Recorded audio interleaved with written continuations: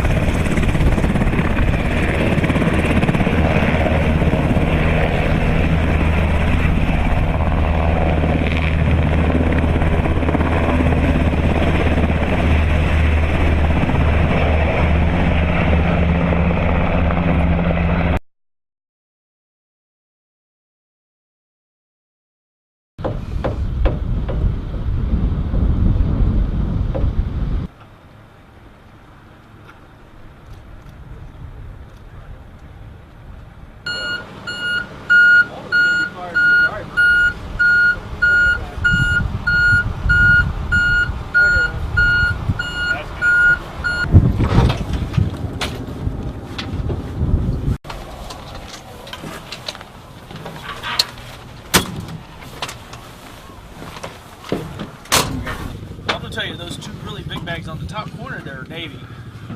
Well, okay. Health. So it should fit in your lower abdominal area. Then the top seatbelt. There's two slots in the opening there, in the very top. Put those in. Pull down on the seatbelt itself, and that's the way a seatbelt works. Some good seat bags, and I have fire extinguishers on either side as well.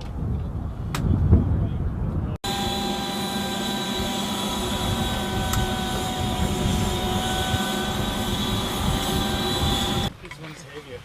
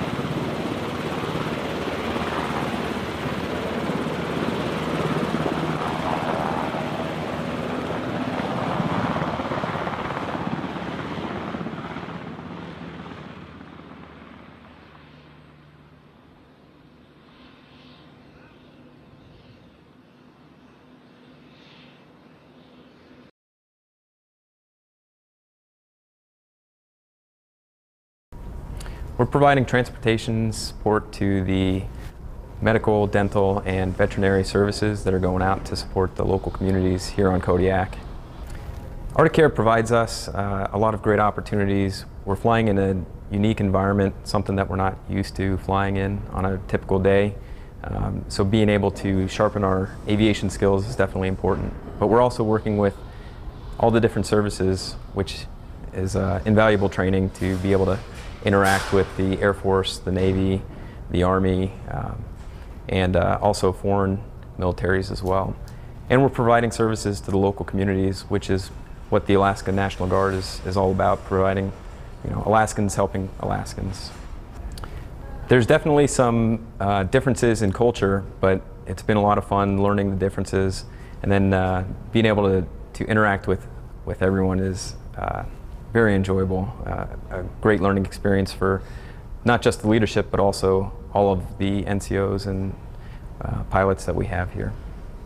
We come in to prepare for the flights early in the morning, check weather, make sure that we're ready to go, get the aircraft ready, and then as long as we're able to, based on weather, then we'll launch and take the medical.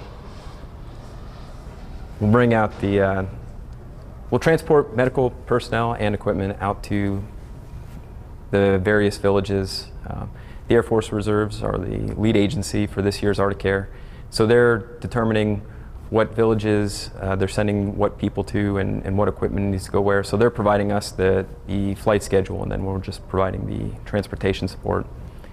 And in Alaska, obviously, there's numerous transportation challenges, and so being able to provide a resource that will allow the program and the project to get all the people and equipment out to the villages that they need to is invaluable. Weather is definitely a challenge. Today we're not flying because of weather, but that's nothing that we can control. The challenge with the weather, though, is that it changes, so you have to be cognizant of what's going on and be able to anticipate what to expect.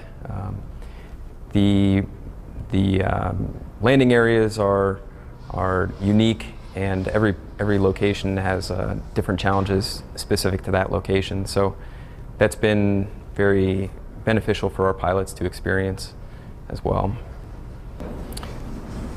Fortunately, I get to fly a little bit, so that makes it a lot of fun. But I also assist with planning the missions and making sure that we're prepared to support the Air Force Reserves and the communities. Being part of the Alaska National Guard, we're citizen soldiers. We come from these communities. We have soldiers that are here from Fairbanks, Nome, as well as the Anchorage area. And being able to provide support to other Alaskans is very fulfilling, gives us a sense of purpose.